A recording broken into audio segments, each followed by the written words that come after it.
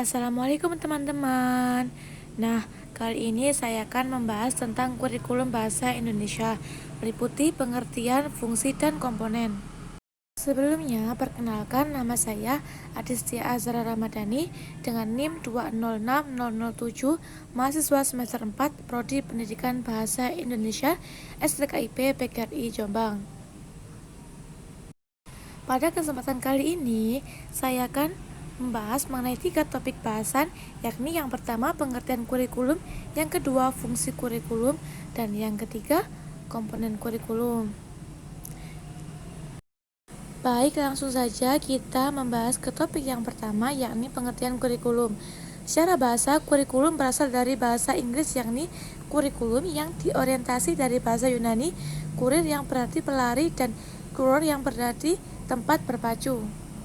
Secara umum, kurikulum merupakan suatu perangkat mata pelajaran yang terdiri atas program studi yang diberikan oleh suatu lembaga penyelenggara pendidikan, di mana terdapat beberapa rancangan pelajaran yang akan diperoleh oleh peserta didik dalam suatu periode jenjang pendidikan. Yang kedua yakni tentang jenis kurikulum. Apa saja sih jenis kurikulum yang ada?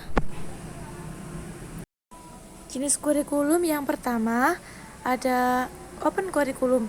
Open kurikulum atau kurikulum terbuka, yakni guru atau pengajar memiliki kebebasan dalam mengembangkan kurikulum sesuai dengan kemampuannya. Jadi, dalam kurikulum ini tidak ada yang namanya ketentuan pastinya. Yang kedua ada closed kurikulum. Closed kurikulum atau kurikulum tertutup, yakni kurikulum yang sudah ditetapkan secara pasti mengenai tujuan, materi, metode, serta evaluasinya, sehingga guru hanya tinggal melaksanakannya saja. Jadi kurikulum ini bersifat tidak fleksibel karena sudah ditentukan. Selanjutnya ada quid kurikulum. Quid kurikulum atau kurikulum terbimbing, yakni kurikulum yang setengah terbuka dan setengah tertutup. Dengan kata lain, rambu-rambu pengajar atau guru sudah ditentukan dalam kurikulum, akan tetapi guru masih tetap diberikan kemungkinan untuk mengembangkan lebih lanjut dalam teks. Nah, kurikulum ini merupakan gabungan dari kedua kurikulum sebelumnya. Setelah kita membahas tentang pengertian dan juga jenis kurikulum, sekarang kita ke topik selanjutnya, yakni fungsi kurikulum. Nah, apa saja sih fungsi kurikulum itu? Fungsi kurikulum adalah sebagai sarana untuk mengukur kemampuan diri dan konsumsi pendidikan.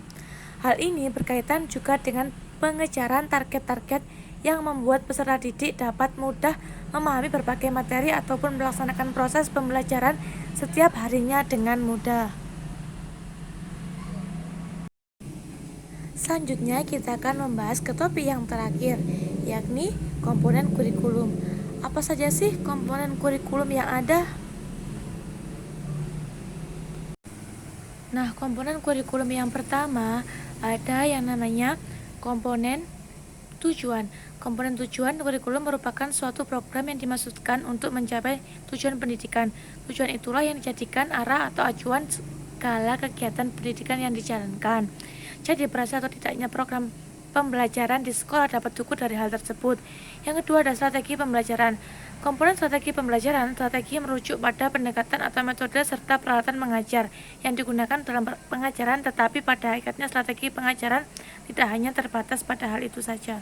Ketiga, komponen isi atau materi. Isi program kurikulum adalah segala sesuatu yang diberikan kepada anak didik dalam kegiatan belajar mengajar dalam rangka mencapai tujuan.